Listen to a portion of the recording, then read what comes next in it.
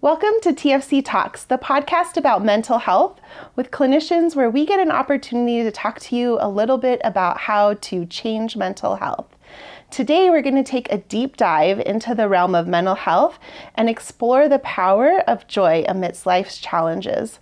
I'm your host, Amanda Davison. I'm a licensed marriage and family therapist and CEO of the Family Connection. Today I have Angelica Viacana. She is a licensed clinical social worker, and she is joining me out of our Rio Rancho office as the clinical supervisor at our Rio Rancho office. Welcome, Angelica. Hi, nice to be here. I'm a little nervous, so my apologies if I fidget, but... Hey, guess what? We're going to talk about journeys today. And so part of a journey is getting out of our comfort zone, right? And so this is really a great example, Angelica, where you've gotten out of your comfort zone and you're trying to find joy in the journey of something that doesn't necessarily come natural to you, and yet is something you're really passionate about. And so thank you so much. Today we're going to unpack the significance of joy in maintaining our mental well-being when we share some practical strategies and we talk a little bit about how to discover insight and joy even in the most difficult times. So today, Angelica, tell us a little bit about why mental health matters to you. I think foremost it's really about living the life God created us to live. And he's all about love and joy. He doesn't want suffering. So to me, it's about allowing others and giving others the skills that they need to become who they're meant to be, and not what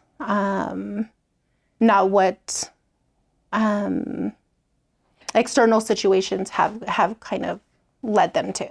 I love that. I love that you're kind of speaking to this idea of we've been created for a purpose, on purpose. Mm-hmm.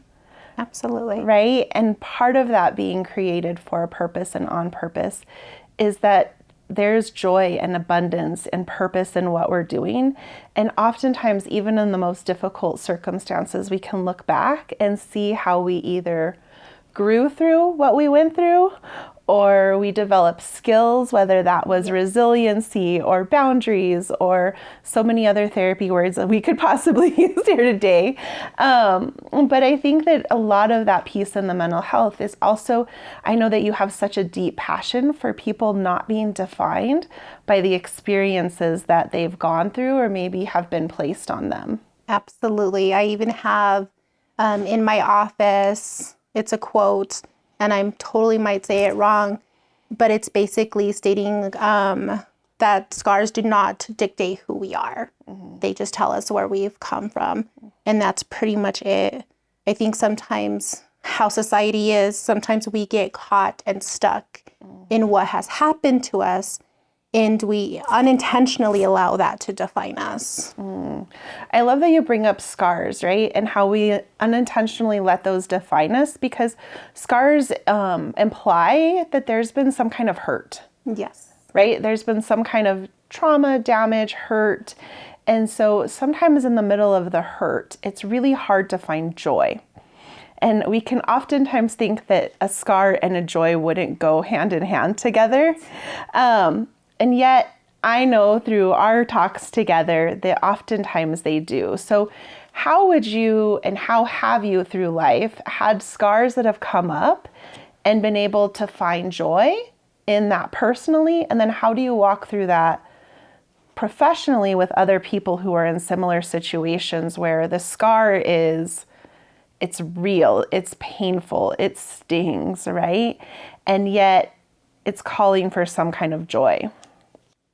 I think there's definitely been plenty of past experiences, but I think one of the main ones was something I went through last year, which was ended up getting a divorce. So what I really held on to was no pain in vain. And to me, that's where I found the joy in knowing, okay, even though I'm in the midst of all this pain, even though I feel like I'm being broken on multiple levels, I know because of my faith, because of who I am and who God has created me to be, I knew it wasn't going to be without purpose. I knew there was going to be some good. And I was going to absolutely do my best to not repeat certain pains for myself. So it was really important to really try to find the positive, really try to find that silver lining, not only for myself, but also for those who I come in contact with. Thank you for sharing that. I know that experience last year was really rocked you in so many ways. And I was privileged enough to get to walk with you in some of that season. And I watched you truly embody that no pain in vain. And I watched you really sit through that experience and make purpose out of it and choose joy. And so that can often be so hard. And I think to our listeners, like when we're really struggling and we are in such a deep, dark place, that it can be hard to feel like there's ever going to be light. There's ever going to be sunshine that comes out of the clouds again. And yet, what we know is that the sun does come up every day and it does set.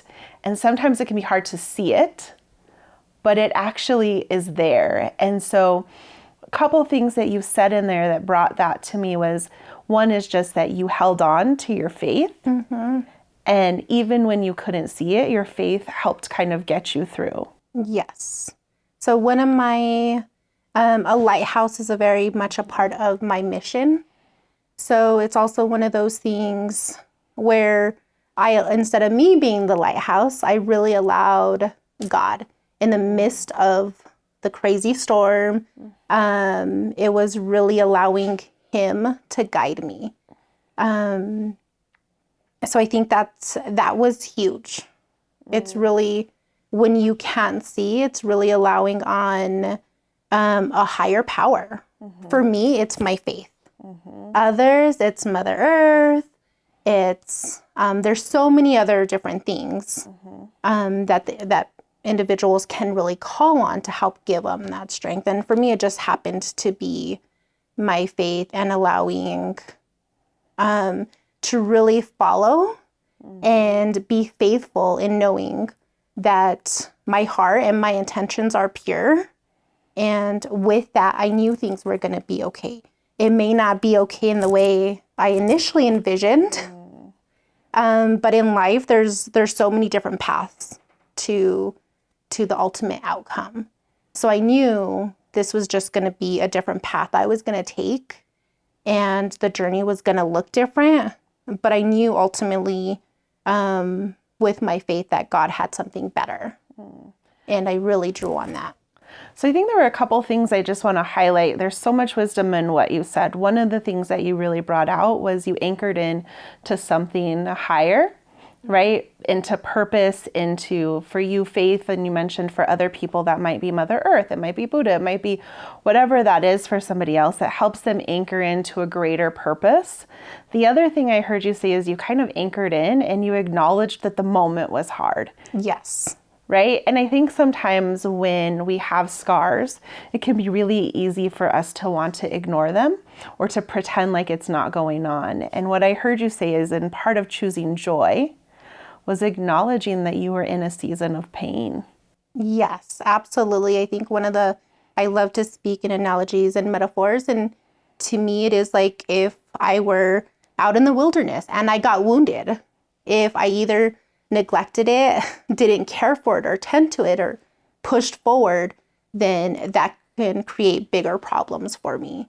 So it's really important to me to really acknowledge and sit in all of the negative emotion and allow myself to really pour into that and make sure it got healed, because I really didn't want to have to suffer long-term consequences of what I was currently going through. So there was so much intentionality in saying, like, yes, I'm hurt and I may be broken, I may be suffering. However, I don't want to sit in this pain long term. So really tending to that is important. I love that analogy that you're talking about kind of that open wound, right? And part of what you said is you went through this almost like irrigation process, right? And I think of like little kids when you fall and they scrape their knee, right? And they're like, I just want to put a Band-Aid on it. Don't touch it. Like, don't clean it out. Like, it's going to be so painful. Like, yes. no, don't touch it, right? And yet we as adults can come to that situation and really recognize that in order for them to heal, we actually have to clean the wound. And cleaning the wound sometimes can sting. Yes. Right? It can. It just does. Whether you're cleaning it with some alcohol or some water, like it just stings. And so you let yourself get that wound cleaned. Yes. So that way there wasn't any of that debris left in there to get infected, to pus up and get gross and come back later and cause absolutely. a bigger problem. I think there's so much wisdom in that too, Angelica, when you're saying that, because when we think about mental health, so many times I think of the patients that we get to see who have strapped Band-Aids on, right? And said, I'm fine. No, like mental health, talking about that is a stigma. Like, I don't get mental health services. Like, I'm fine. I soldiered through, literally, right? And yet, like, those wounds are there. And so a lot of times, I think sometimes the patients we see who soldiered through have maybe more depth of pain because they put a Band-Aid on it and just tried to kind of walk it off. Can you speak to that a little bit in terms of like some strategies if some of those patients that you've seen had hindsight 2020 looking back, some of the things that they could have done to maybe prevent it from growing into what it became? I think first and foremost, it's really acknowledging the skills they had to still keep them going. Because the fact is, they continue to show up, even though they were broken or something was wrong. They continue to push through. So I think part of it is really highlighting that and then saying, like, how can we use these skills you already naturally have? That you're using, that resiliency, that tenacity. And instead of just using it to hide, but using it to uncover and heal. And I think part of it is also because sometimes the ugly truth is we're hurt by people who are meant to protect us and care for us. So sometimes it is saying and acknowledging, like, yes, you can acknowledge the hurt, you can be angry and still love this individual and still keep them at a distance. And that it is absolutely okay to say you're not okay with stuff anymore and to make changes. So sometimes it is sometimes it's giving them permission because sometimes we don't realize we need permission. And we, sometimes when we can't give it to ourselves because we don't know what we don't know, sometimes it's helpful to hear from an outside person. Like, no, it is absolutely okay. I think there's a couple things that I want to draw out that you said. One of the things that I really thought about when you said that is, you didn't necessarily say this, but what kind of came to mind is the storm, right? And you kind of slowed things down for people in your office, right? So in the storm, sometimes we can feel like we have to move at a quick pace. And so we don't have time to reflect or we don't have time to slow down. But I heard you kind of slow down people that came to you and give them an opportunity to reflect on how to use the skills that they have just in a different way. Yes, absolutely. I love that because when you're in the midst of the storm, you're reacting very quickly to the immediate dangers. So it's absolutely slowing down. Because sometimes we have so many resources that we don't realize are resources. So what the slowing down does allows them to take an accurate account of what resources they can use and identify when to draw on them. I love that. I often kind of think about when we're in the middle of like dropping down into, our fight and flight, freeze, fawn responses where our autonomic nervous system is taking over, right? We're designed to survive. And when we're designed to survive, we're designed to see the world like very tunnel visioned, right? It's supposed to keep our vision very narrow and focused on really only one skill, which is to survive.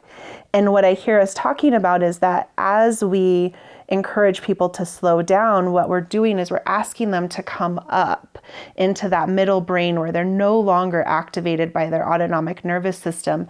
And so their vision can start to expand and they can start to see different options outside of that. And so it's interesting to me as we bring that up, that expanding in the middle of surviving, we don't think joy is not an option, right? Survival is the only like option on, I'm going to make myself sound so old right now, but Scantrons, right? Like Google surveys there.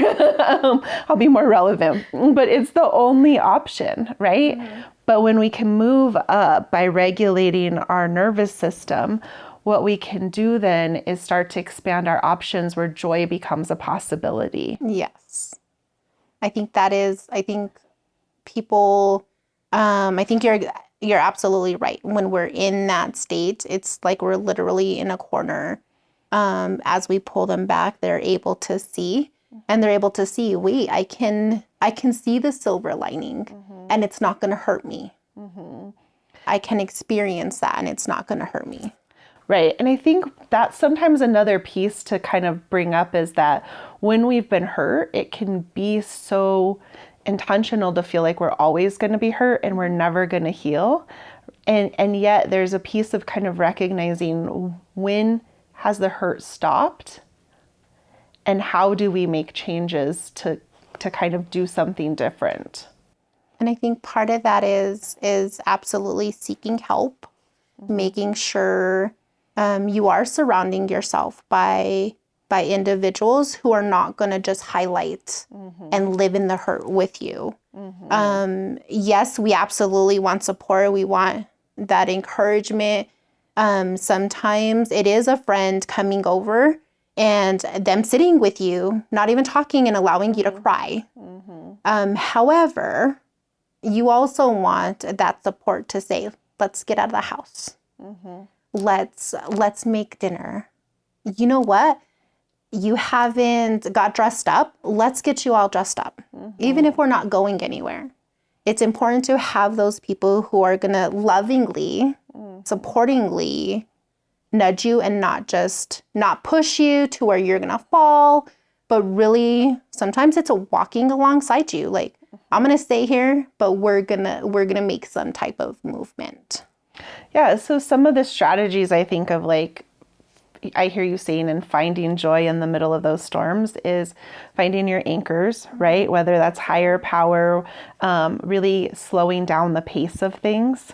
And I also hear you like talk about using support systems, right? Using the people around us and not just the people that are familiar to us, but really evaluating the quality of that relationship and seeing if that relationship is propelling you where you want to go or it's pulling you back to where you've been and you're trying to move from.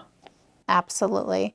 I know that was crucial last year in really making sure I was intentional with the nature of my work with being the clinical director. It's taking care of, making sure the therapists were taken care of, making sure their clients were taken care of, and my own caseload taken care of. So at the end of the day, I didn't have nothing to give. So recognizing, okay, is this person draining from me? Or are they help filling me up was huge. I think that's so important. And I think there's seasonality in that, right? I think of, I know we're in New Mexico, so sometimes the seasons are a little bit lighter than some of our friends who might be in other areas that have a little bit more definitive seasons. But I think that there is intentionality in winter, right? Like we may not always see it. It doesn't look fruitful. It doesn't look like things are green and lush and moving. And yet what we know about that season is that the roots are actually growing deeper. They don't stop. The roots are growing. We're just not necessarily seeing the fruit on the trees or the green in the bushes. And so I hear you saying you had to be really intentional in that season to really recognize what season were you in? Were you in a season of, harvest where you are abundantly like everything's coming out? It's not about the root system right now. Everything's going out to the fruit and everything's green and lush. Or were you in a season of winter where you really needed to be intentional about the resources that you had because it was really more about the root system at the time? Yes, I definitely had to make sure I was taking care of that because if I didn't, I wasn't going to have fruit to give.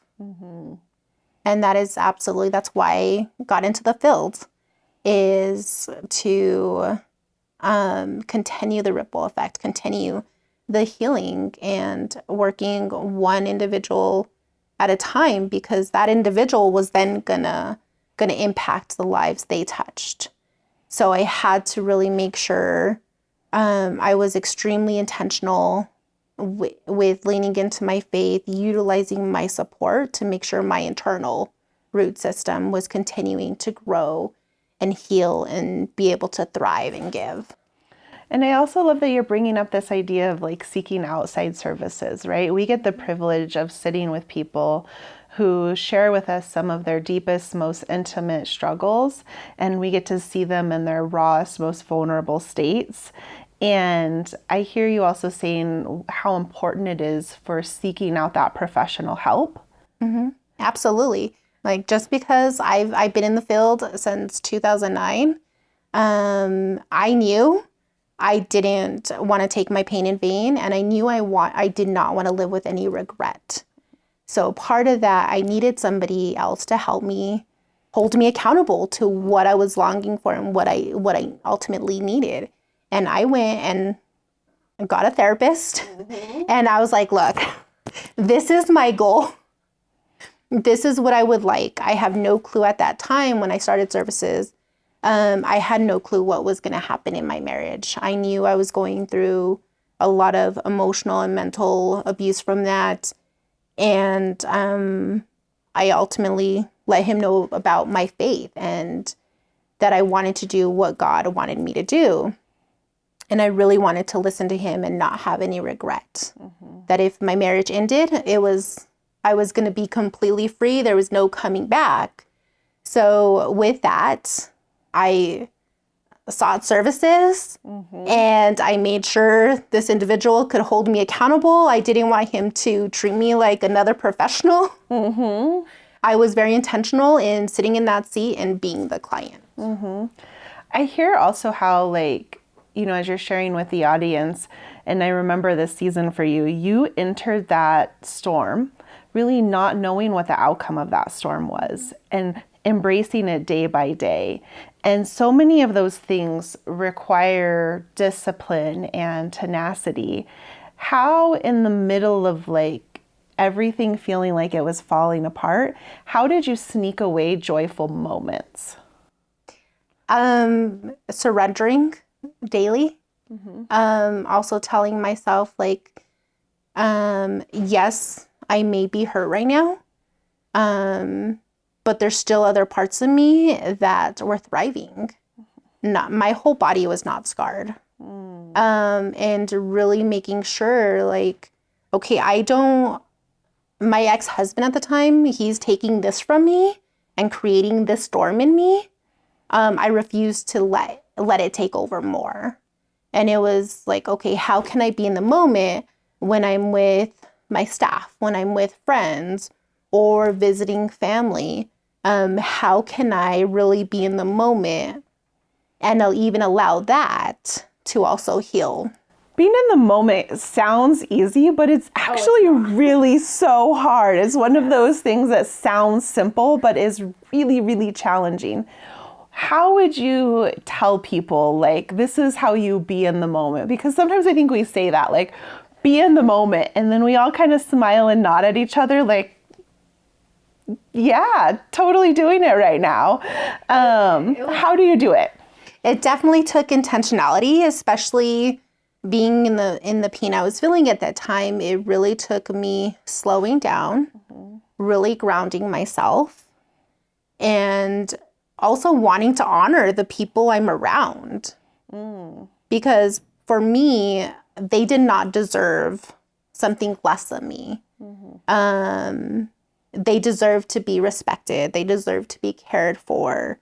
So it sounds like you kind of almost, part of your being mindful was you kind of like almost did this, like, I think of those, like, you know, football movies where they're all in the locker room and like, this is what we're going to do. And like, you set out this kind of game plan of like, yes, I'm going to go hang out with so-and-so and I am going to just listen to what's going on and just enjoy the time with so-and-so. And you kind of had this locker room game plan type of moment where you were like, this is what I'm doing.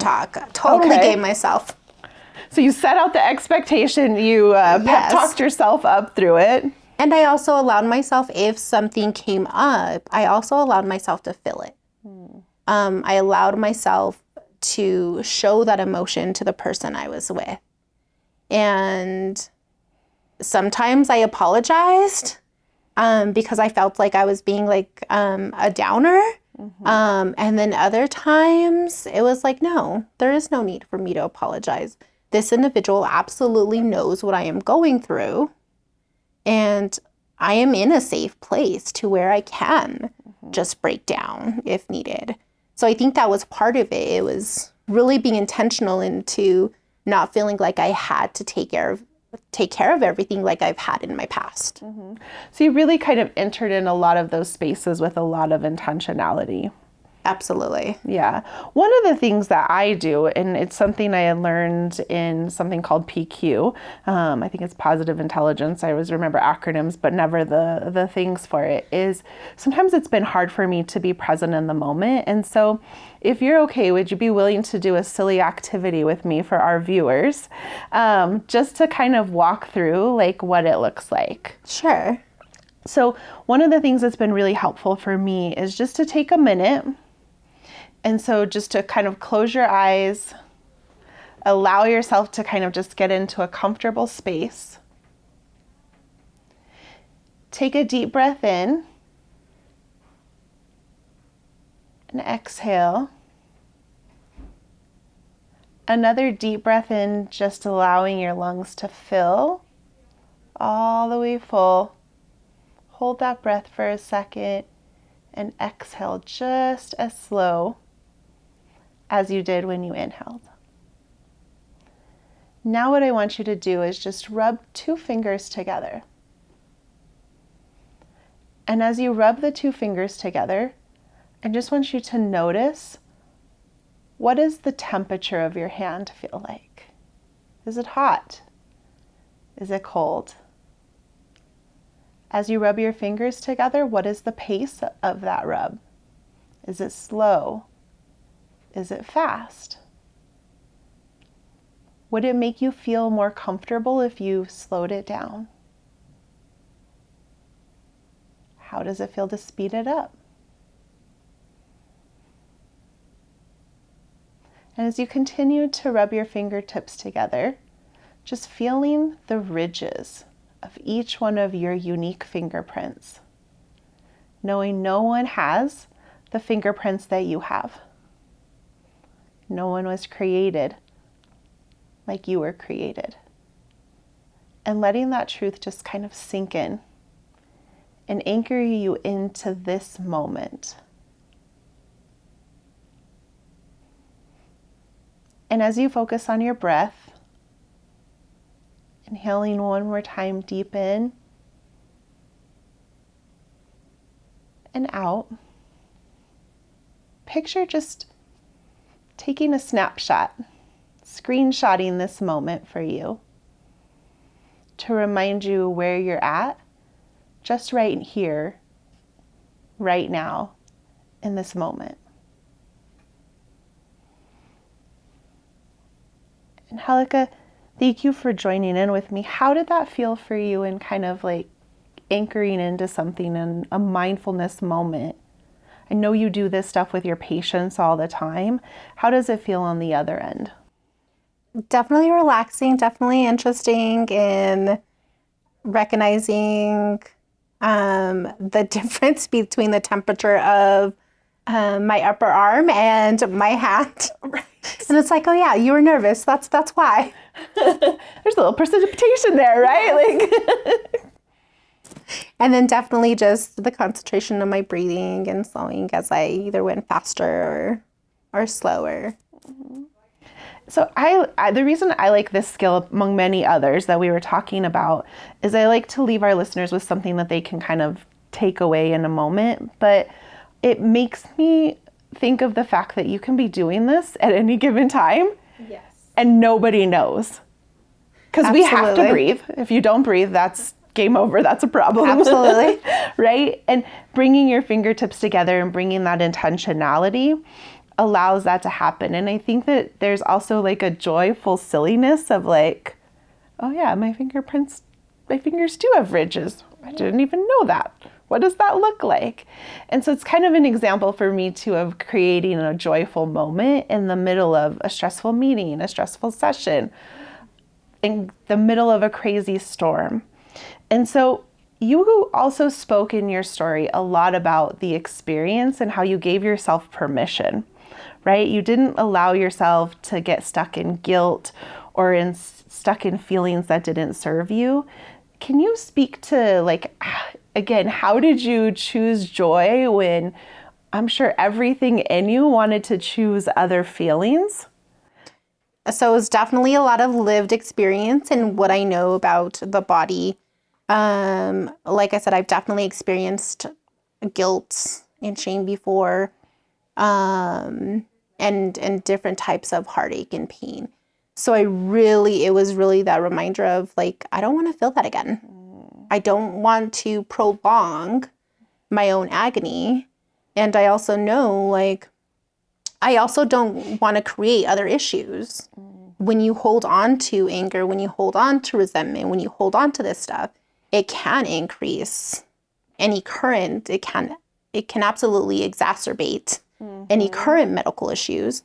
And I'm already at high risk because of family and hereditary, all that other stuff. I'm not trying to give more fuel to it. So it really was like, okay, this is what I don't want my future to look